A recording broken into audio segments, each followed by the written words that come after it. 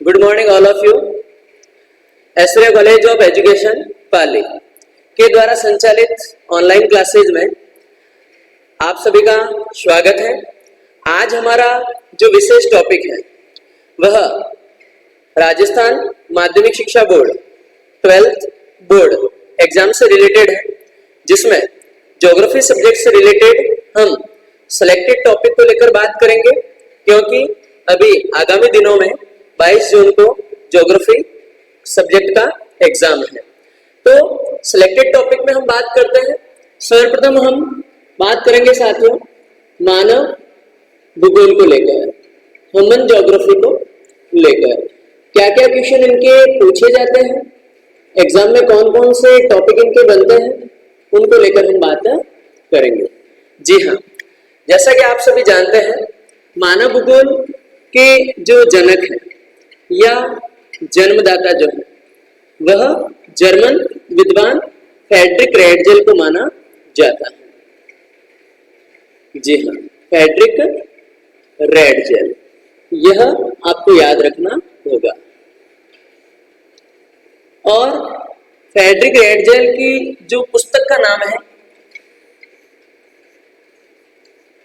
वह एंथ्रोपोज्योग्राफी। जी हाँ, board exam में कई बार इनके क्वेश्चन बनते भी हैं। एंथ्रोपो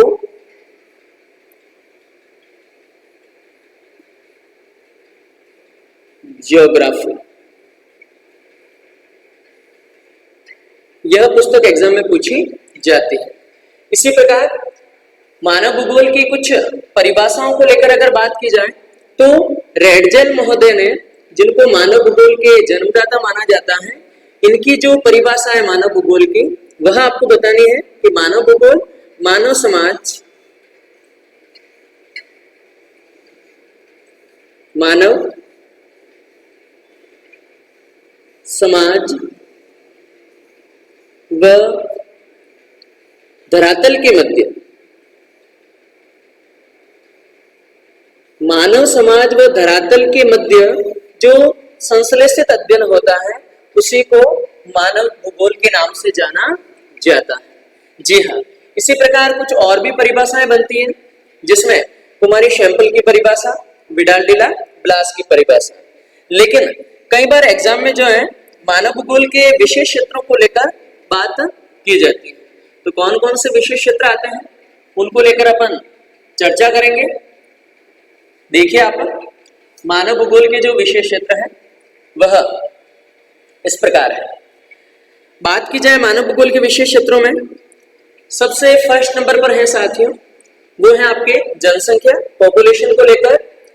सेकंड नंबर जो दे रखा है वह है आपके प्राकृतिक वातावरण को लेकर। थर्ड नंबर आपको याद रखना है क्रमिक अनुक्रम को लेकर।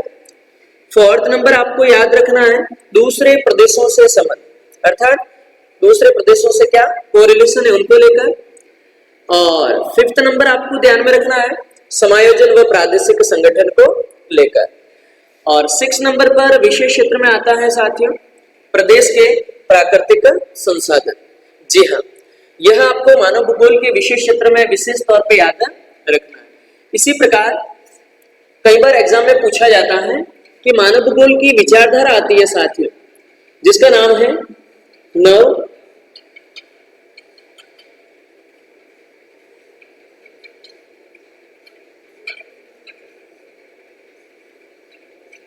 नवनियतिवाद, या जिसे नवनिश्चयवाद के नाम से भी जाना जाता है। नवनियतिवाद के जो प्रेरणा है उसका नाम आपको याद रखना होगा ग्रिफिथ टेलर महोदय।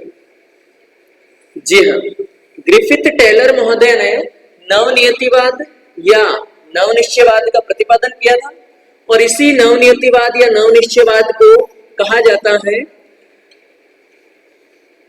रुको व जाओ निश्चयवाद। रुको व जाओ निश्चयवाद के नाम से भी इसे जाना जाता है। जी हाँ, लाइव क्लास जो चल रही है, लाइव क्लास में लगभग 150 जो है स्टूडेंट जुड़ चुके हैं, बहुत बहुत धन्यवाद आप सभी को। कुछ कमेंट वगैरह भी आ रहे हैं। जी हाँ, मानचित्रावली के द्वारा, जी हाँ, मानचित्रावली के टॉपिक को हम अध्ययन करेंगे, बहुत जरूरी है क्योंकि ज्योग्राफी बिना मानचित्र के हम पढ़ नहीं सकते हैं।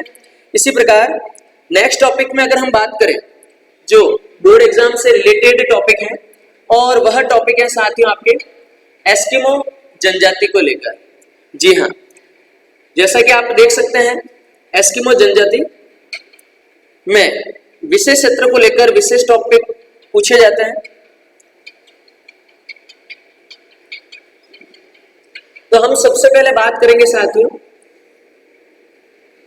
एस्किमो जनजाति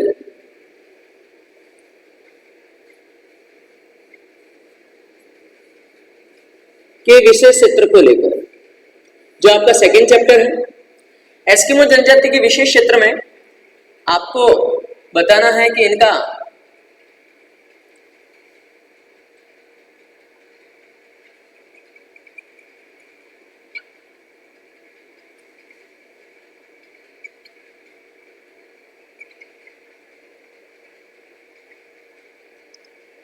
जी हाँ, जैसा कि आप देख सकते हैं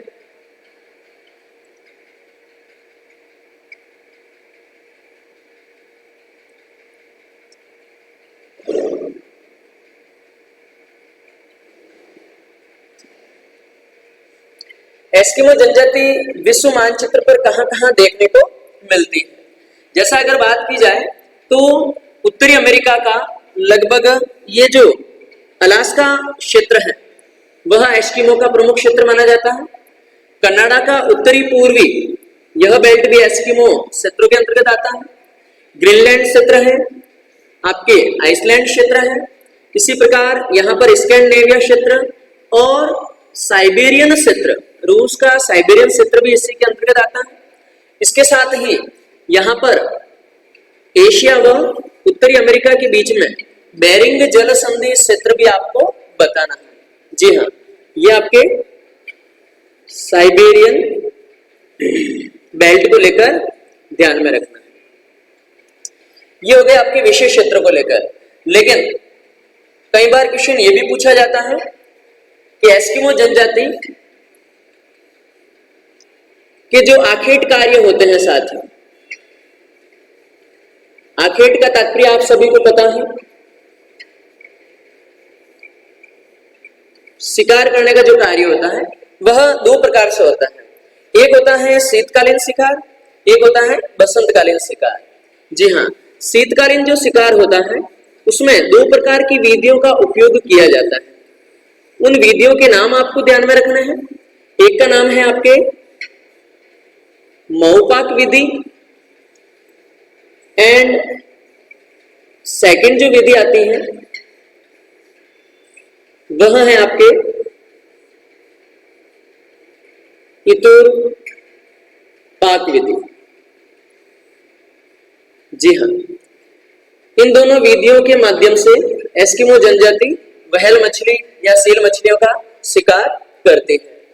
इसी प्रकार जो बसंतकालीन आखेट होता है, बसंतकालीन जो आखेट की प्रक्रिया होती है उसे स्थानीय भाषा में एक शब्द के नाम से जाना जाता है जिसे कहा जाता है उत्तोक।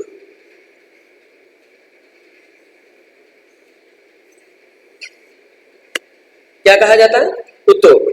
इसी प्रकार कुछ और विशेष टॉपिक है जो एस्किमो जनजाति जिस घर में निवास करती है उस घर को किस नाम से जाना जाता है, जैसे कि आप इस चित्र के माध्यम से देख सकते हैं।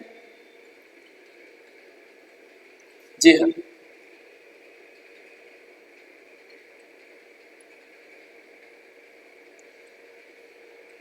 एस्किमो जनजाति के जो आवास होते हैं वह आवास बर्फ के बने हुए होते हैं, हिम के बने हुए होते हैं, और इन बर्फ के बने हुए घरों को किस नाम से जाना जाता है? इग्लू के नाम से जाना जाता है। जी हाँ, एस्किमो के जो बर्फ के घर होते हैं वो क्या कहलाते हैं? इग्लू कहलाते हैं। इसी प्रकार एस्किमो के कुछ और भी घर होते हैं, जैसे व्हेल मछली की हड्डियों से और लकड़ियों से बने हुए घर होते हैं, उनको कहा जाता है क्रमक।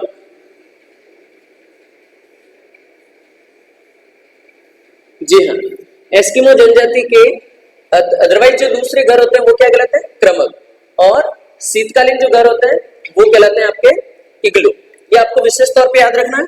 इसी प्रकार आप नोटिस करोगे एस्किमो के ये सूज जो आप दिखाई दे रहे हैं, इन सूज को कहा जाता है साथियों कार्मिक। तो कर्मक और कार्मिक में आपको कहीं कंफ्यूजन नहीं रखना है। इसी प्रकार एस्किमो जनजाति के पास में देखो तीरनुमा एक भाला है जिससे वो शिकार करते हैं, फेंक कर शिकार करते हैं। इसे कहा जाता है हार्पून। जी हाँ, हार्पून के नाम से जाना जाता है जो इनका हथियार होता है।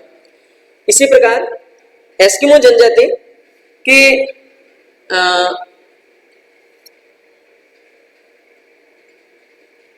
एस्किमो जनजाति जो है शिकार करने के लिए जिन नावों का उपयोग करती है, उन नावों के बारे में अगर अब हम चर्चा करें तो ये इस प्रकार की नाव आती है, जैसा कि आप डायग्राम में देख सकते हैं। जी हाँ, इस प्रकार की नाव होती है। इस नाव को कहा जाता है साथियों कयाक। दो प्रकार की नाव होती है। एक नाव का नाम आपको ध्यान में रखना है कयाक, और एक नाव होती है जिसका नाम आपको ध्यान में रखना है उमियाक। जी हाँ, कयाक और उमियाक इन दोनों नावों से ये क्या करते हैं साथियों? शिकार करते हैं। एक छोटी होती है और एक बड़ी होती है। इसी प्रकार नेक्स्ट टॉपिक की ओर हम आगे बढ़ते हैं, और अगला जो टॉपिक है हमारा जो बोर्ड एग्जाम से रिलेटेड है, और एस्किमो के बाद में आती है एक जनजाति जो बुशमैन जनजाति। जी हाँ, देखिए आप बुशमैन जनजाति को लेकर क्षेत्र विशेष को लेकर हम बात करेंगे। जी हाँ, यह जो बुशमैन जनजाति है वह कौन से क्षेत्र में पाई जाती है? विश्व पटल पर अगर देखा जाए तो आपको ध्यान में रखना है दक्षिणी अफ्रीका महाद्वीप में। यहाँ पर एक मरुस्थल आता है, ये पूरा डेजर्ट क्षेत्र है, और मरुस्थल का नाम आपको ध्यान में रखना है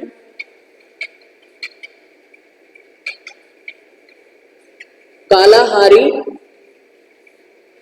मरुस्थल। जी हाँ, कालाहारी मरुस्थल में यह जनजाति निवास करती है, और इनके निवास क्षेत्र को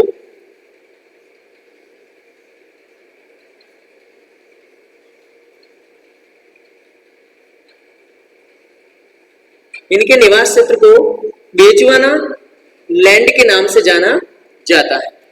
जी हाँ, ये आपको विशेष तौर पर ध्यान में रखना है। इसके अलावा एस्किमो जनजाति बुशमैन जनजाति से संबंधित और भी कई टॉपिक बनते हैं जिसमें विशेष आपको ध्यान में रखना है। इसी संदर्भ में बुशमैन जनजाति के बाद में नेक्स्ट जो टॉपिक आता है हमारा वह है भील जनजाति को लेकर, क्योंकि इनमें जो टॉपिक बनेंगे आपके वह छोटे क्वेश्चन के रूप में बनेंगे। और भील जनजाति में भी विशेष जो बात करेंगे हम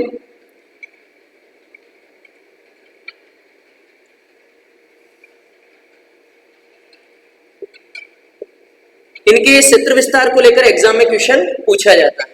जैसे भील जनजाति का जो क्षेत्र है वो राजस्थान के दक्षिण में कौन कौन सा बेल्ट आ जाता है राजस्थान के दक्षिण में, जिसमें आपको ध्यान में रखना है डूंगरपुर है, बांसवाड़ा है,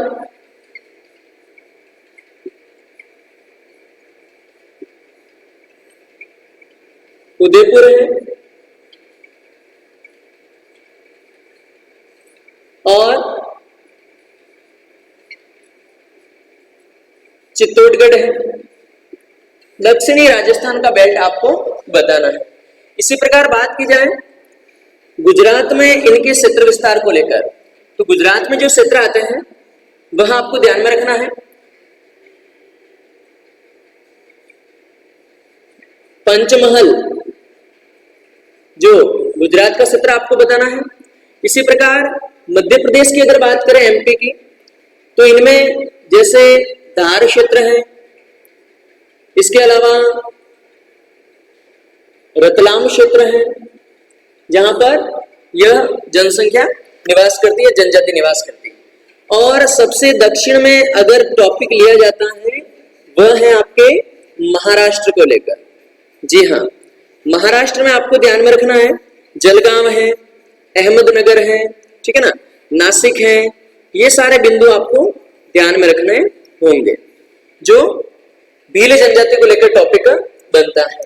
एक भील जनजाति में कई बार कुछ सिलेक्टेड टॉपिक पूछे जाते हैं, उनको लेकर हम चर्चा करते हैं। पॉइंट में लिख रहा हूं, आप देखना। जैसे एक टॉपिक आता है चीमाता और उसके साथ ही है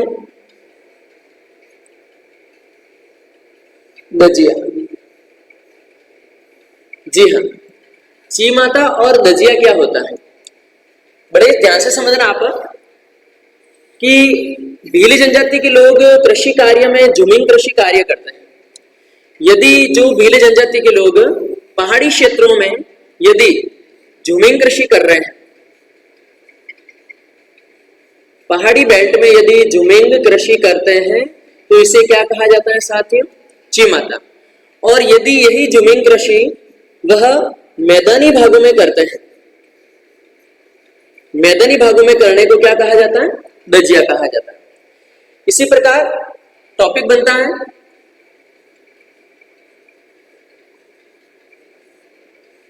पालवी और वागड़ी। जो भील लोग पहाड़ी क्षेत्रों में रहते हैं उनको पालवी कहा जाता है, और जो लोग मैदानी क्षेत्रों में रहते हैं उनको वागड़ी के नाम से जाना जाता है। इसी प्रकार टॉपिक बनता है भीलों में। आपने टॉपिक ये नोटिस किया भी होगा, एक बोर्ड एग्जाम में कई बार क्वेश्चन बनता है दापा को लेकर, एक बनता है फायरे फायरे। जी हाँ, टॉपिक इसी प्रकार बनते हैं। एक आपके टॉपिक बनता है पाल, के साथ में आपको याद रखना है फला और गमेती।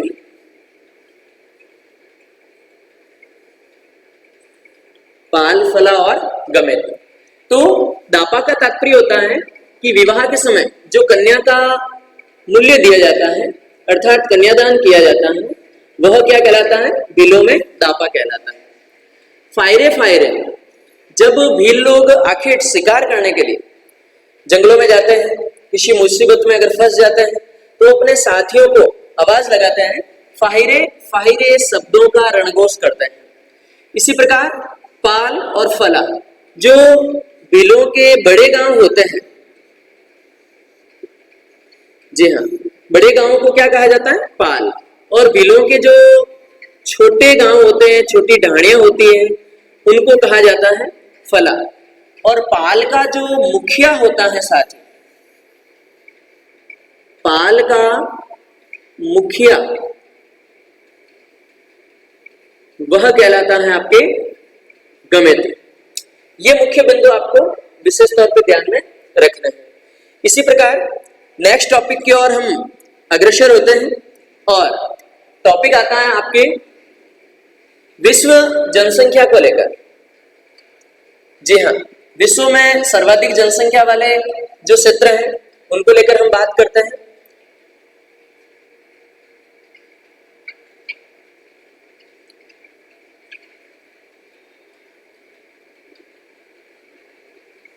जी हाँ, विश्व जनसंख्या वाले टॉपिक में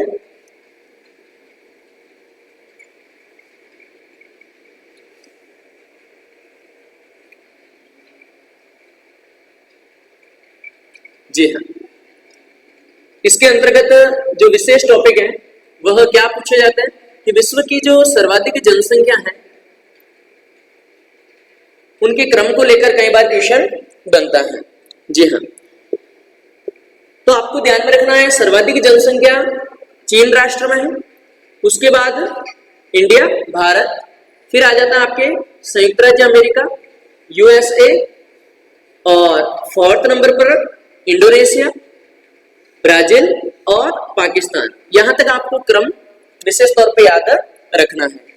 इसी संदर्भ में जनसंख्या से रिलेटेड कुछ और विशेष टॉपिक हैं जो इस प्रकार पूछे जाते हैं।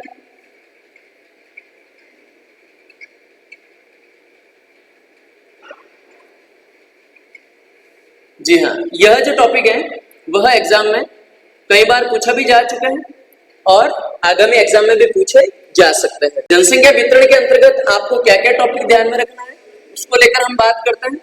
जी हाँ,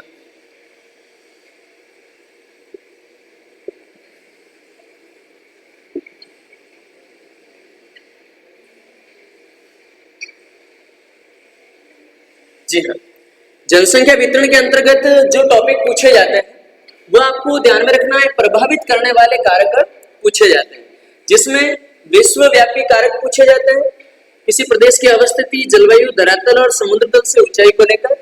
इसी प्रकार प्रादेशिक कारक भूमि की बनावट, जल आपूर्ति, मिट्टी, वनस्पति, खनिज और शक्ति संसाधन को लेकर।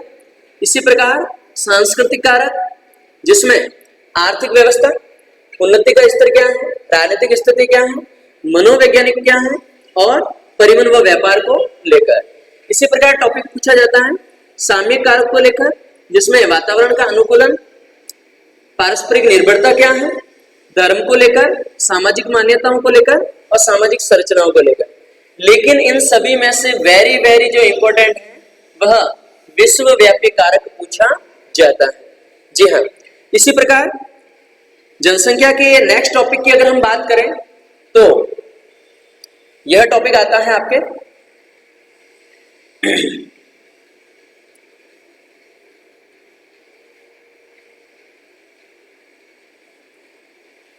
नेक्स्ट टॉपिक में अगर बात की जाए तो वह आता है आपके विश्व जनसंख्या घनत्व को लेकर।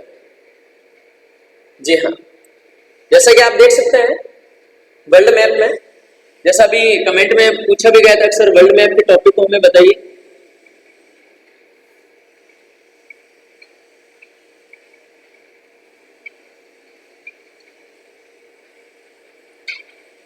जी हाँ, विश्व जनसंख्या घनत्व को लेकर। जी हाँ, इस लाइव क्लास में और भी जुड़ चुके हैं, बहुत बहुत धन्यवाद आपको।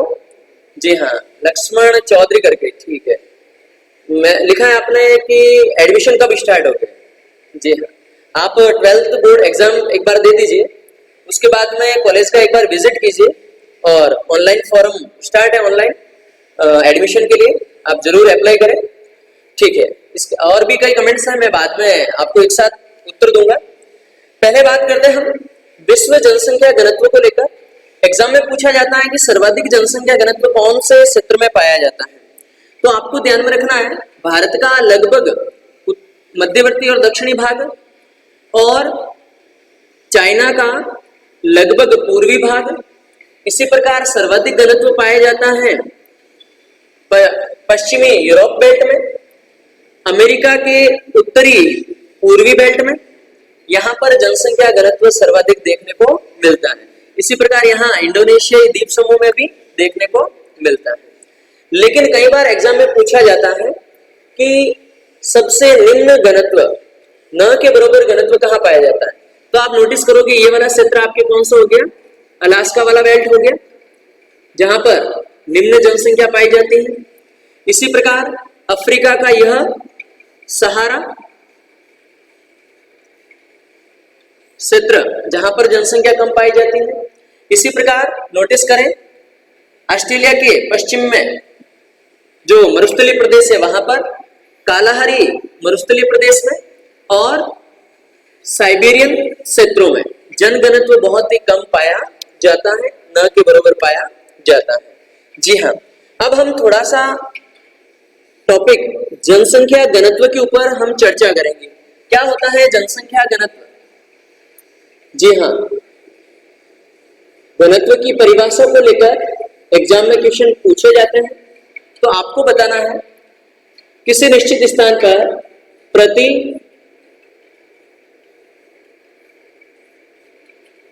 एक वर्ग किलोमीटर, जी हाँ, कोई भी स्थान हो सकता है और वहां पर प्रति 1 वर्ग किलोमीटर। ये भी 1 किलोमीटर, ये भी 1 किलोमीटर, ये भी एक और ये भी। इस बेल्ट में जो भी जनसंख्या पाई जाती है तो वह कहलाती है जन घनत्व को लेकर। जी हाँ, जन घनत्व ज्ञात करने का जो सूत्र आपको ध्यान में रखना है वह इस प्रकार है, कुल जनसंख्या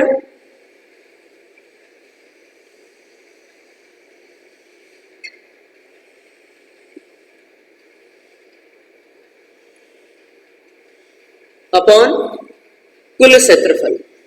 यह बोर्ड एग्जाम में कई बार प्रश्न पूछा जाता है। कुल जनसंख्या अपॉन कुल क्षेत्रफल को लेकर आपको सूत्र में याद रखना है। जी हाँ, विश्व जनसंख्या घनत्व की अगर बात की जाए तो 2015 की रिपोर्ट के अनुसार संपूर्ण विश्व का जनसंख्या घनत्व 47 व्यक्ति प्रति वर्ग किलोमीटर पाया जाता है। जी हाँ, इसी प्रकार नेक्स्ट टॉपिक को लेकर हम बात करते हैं और वह इस प्रकार है, विश्व जनसंख्या घनत्व के बाद में आता है आपके जननांकीय संक्रमण सिद्धांत को लेकर। जी हाँ, इनमें क्या क्या क्वेश्चन पूछे जाते हैं?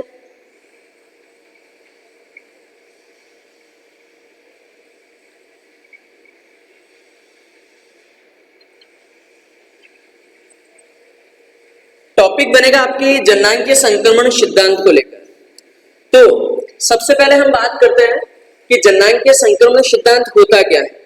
जी हाँ, उसको लेकर विशेष चर्चा करते हैं।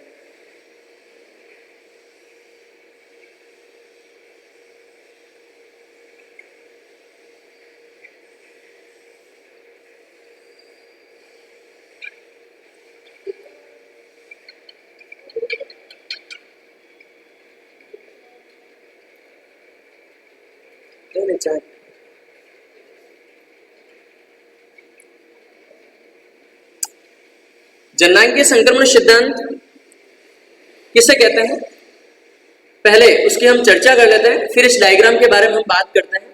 जी हाँ, आपको बताना है जननांकीय संक्रमण सिद्धांत का जो सामान्य अर्थ होता है वह आपको बताना है कि किसी प्रदेश में, किसी निश्चित क्षेत्र में जो खेतीहर अर्थात कृषक जनसंख्या है या ग्रामीण जनसंख्या है या अशिक्षित जनसंख्या है। खेतीहर जनसंख्या हो सकती है, ग्रामीण जनसंख्या हो सकती है, अशिक्षित जनसंख्या हो सकती है। यह जनसंख्या लंबे समय अंतराल के बाद, जी हाँ, खेतीहर किस में कन्वर्ट हो जाएगी, आपके औद्योगिक क्षेत्र में कन्वर्ट हो जाएगी, औद्योगिक बेल्ट में कन्वर्ट हो जाएगी। इसी प्रकार ग्रामीण जनसंख्या किस में कन्वर्ट हो जाएगी, नगरीय जनसंख्या में बदल जाएगी। अशिक्षित जनसंख्या आपको शिक्षित में बदल जाएगी। इस प्रकार का जो परिवर्तन हो रहा है लंबे समय अंतराल के बाद, इसी को कहा जाता है जननांकीय संक्रमण सिद्धांत। जी हाँ, अब हम सिद्धांत के मॉडल को लेकर बात करते हैं। किस प्रकार मॉडल पूछा जाता है या आपको एग्जाम में बनाना है।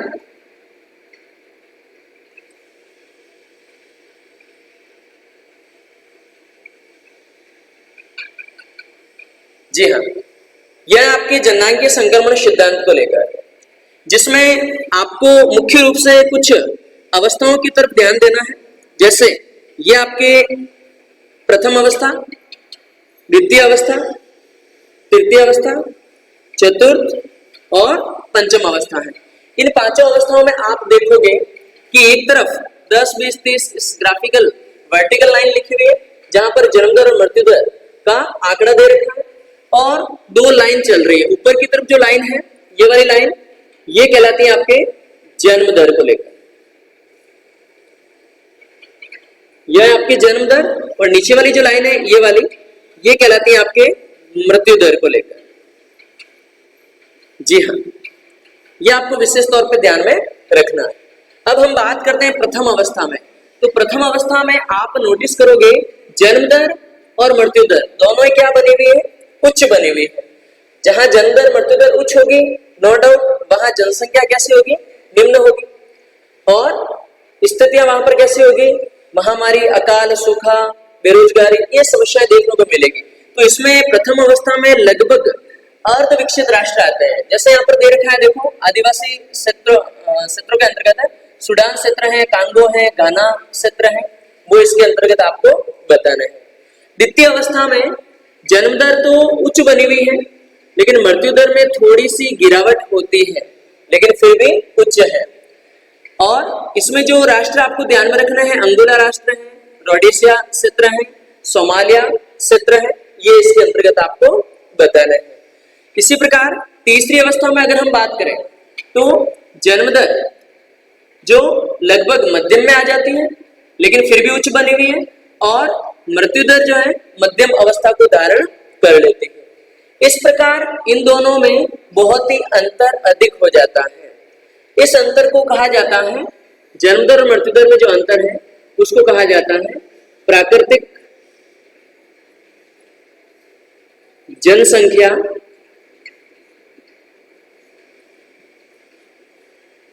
वृद्धि को लेकर। जी हाँ, प्राकृतिक जनसंख्या वृद्धि जब जन्म दर और मृत्यु दर में अंतर देखने को मिलता है तो वह दिखाई देती है। इस कंडीशन में जो राष्ट्र आते हैं वह क्यूबा है, श्रीलंका है, केन्या है और भारत है। तो एग्जाम में यहां से क्वेश्चन बनता है कि भारत देश जननांकीय संक्रमण सिद्धांत में कौन सी अवस्था में आता है, तृतीय अवस्था में आता है।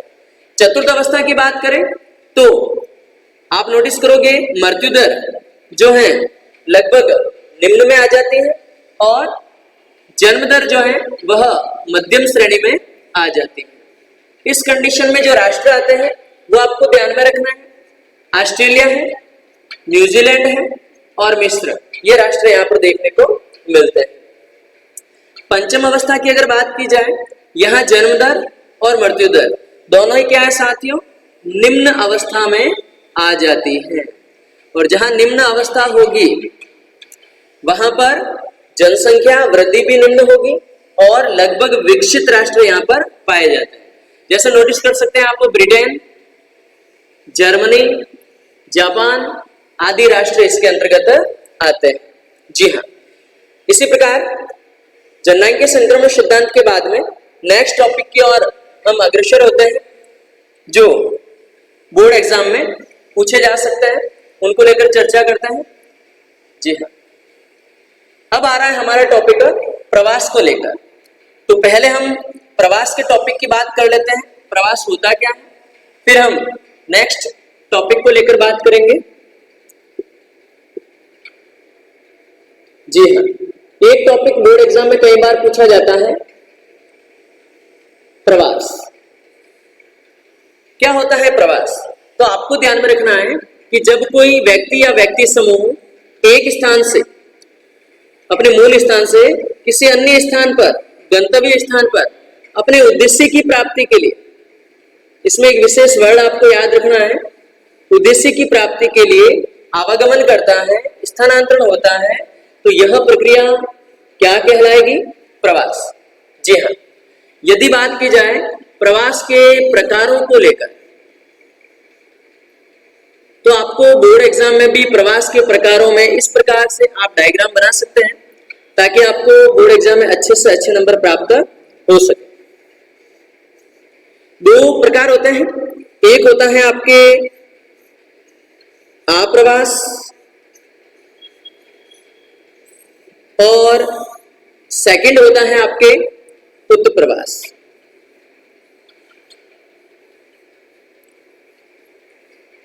जी हाँ, आप्रवास का तात्पर्य क्या होता है साथियों? जब कोई व्यक्ति या व्यक्ति समूह अपने उद्देश्य की प्राप्ति के लिए किसी स्थान पर आता है, तो आने की प्रक्रिया क्या कहलाएगी? आप्रवास। इसी प्रकार जब कोई व्यक्ति अपने उद्देश्य की प्राप्ति के लिए अपने मूल स्थान को छोड़कर किसी अन्य स्थान पर जाता है, तो जाने की प्रक्रिया क्या कहलाएगी? उत्प्रवास। ये विशेष तौर पे आपको ध्यान में रखना है। इसी से संबंधित एक टॉपिक जो बनता है वह है प्रवास के पक्षों को लेकर। कौन कौन से पक्ष पूछे जाते हैं प्रवास के, उसमें भी आप विशेष तौर पर ध्यान रखना। प्रवास के पक्ष,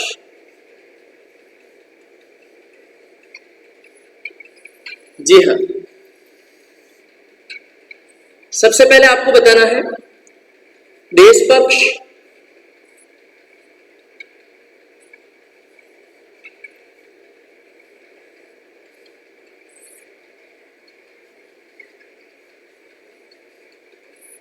जी हाँ। फर्स्ट बिंदु आपको बताना है देश पक्ष को लेकर, और सेकंड जो बिंदु बताना आपको वह है आपके काल पक्ष। इसी प्रकार कारण पक्ष,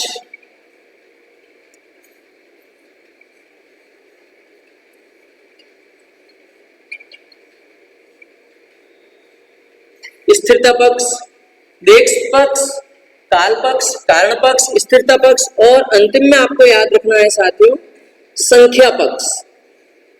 जी हाँ, तो अभी आपने इन दिनों में लॉकडाउन में ये शब्द बार बार पढ़ा होगा प्रवास को लेकर कि मुंबई के प्रवासी राजस्थान में आ रहे हैं, महाराष्ट्र के प्रवासी राजस्थान में आ रहे हैं, कोलकाता के प्रवासी राजस्थान में आ रहे हैं। तो ये प्रवास अभी बहुत चर्चित रहा है। तो इसमें देश पक्ष का मतलब होता है कोई व्यक्ति एक स्थान से दूसरे स्थान पर प्रवास तो कर रहा है, लेकिन वो कौन से स्थान पर, देश का मतलब यह स्थान से लेना है, कहाँ जा रहा है। मुंबई से राजस्थान आ रहा है तो वो अपना स्थान चेंज कर रहा है। काल पक्ष, काल का मतलब यहाँ समय से लिया गया है, टाइम से लिया गया है, कितने समय के लिए प्रवास कर रहा है, लंबे समय के लिए, दीर्घकालीन, कम समय के लिए, समसामयिक की प्रवास, ये आपको ध्यान में रखना है। कारण पक्ष, देखो प्रवास करने के पीछे मैंने आपको बताया उद्देश्य जरूर होगा, कोई ना कोई कारण जरूर होगा कि वह शिक्षा के कारण प्रवास कर रहा है, या चिकित्सा के लिए प्रवास कर रहा है, या मनोरंजन के लिए प्रवास कर रहा है, या अधिकतर लोग जो प्रवास करते हैं वह रोजगार के लिए करते हैं। स्थिरता पक्ष, स्थिरता का मतलब होता है वहां जाके सुटेबल हो जाना, वहीं रुक जाना। तो कुछ प्रवासी होते हैं वो एक स्थान पर जाकर वहां निवास कर लेते हैं, जैसे यूरोपियन लोग कौन से महाद्वीप में जाकर निवास कर देते हैं, तो वो है अमेरिका महाद्वीप में जाकर वो निवास कर लेते हैं। तो वो आपकी क्या है स्थिरता पक्ष, इनके आगे आने वाली पीढ़ियां भी वहीं पर निवास करती है। इसी प्रकार बात की जाए संख्या पक्ष, प्रवास करने वालों की संख्या कितने हैं, 10 है, 10,000 भी हो सकते हैं, या लाख भी हो सकते हैं, कितनी क्वांटिटी है वो यहाँ पर नोटिस की जाती है। ये प्रवास को लेकर आपको टॉपिक ध्यान में रखना है। जी हाँ, इसी प्रकार प्रवास में भी स्थानांतरण का मैं बार बार शब्द का उपयोग कर रहा हूं, तो स्थानांतरण के प्रकार भी एग्जाम में पूछे जाते हैं। वह इस प्रकार है, देखिए आप,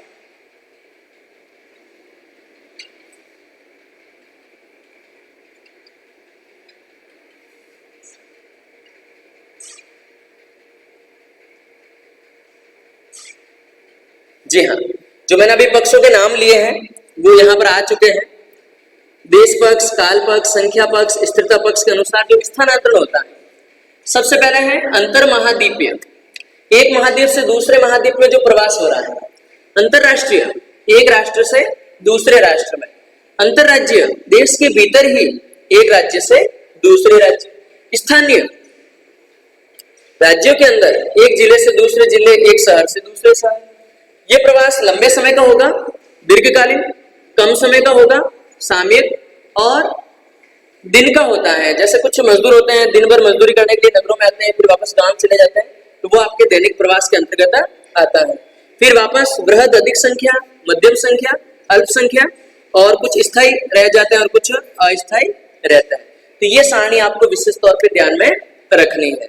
जी हाँ, नेक्स्ट वीडियो में हम और सिलेक्टेड बिंदुओं को लेकर बात करेंगे। जब तक आप सभी ऐश्वर्या कॉलेज ऑफ एजुकेशन की इस ऑनलाइन लाइव क्लास में जुड़े रहिए। बहुत बहुत धन्यवाद आपका। जी।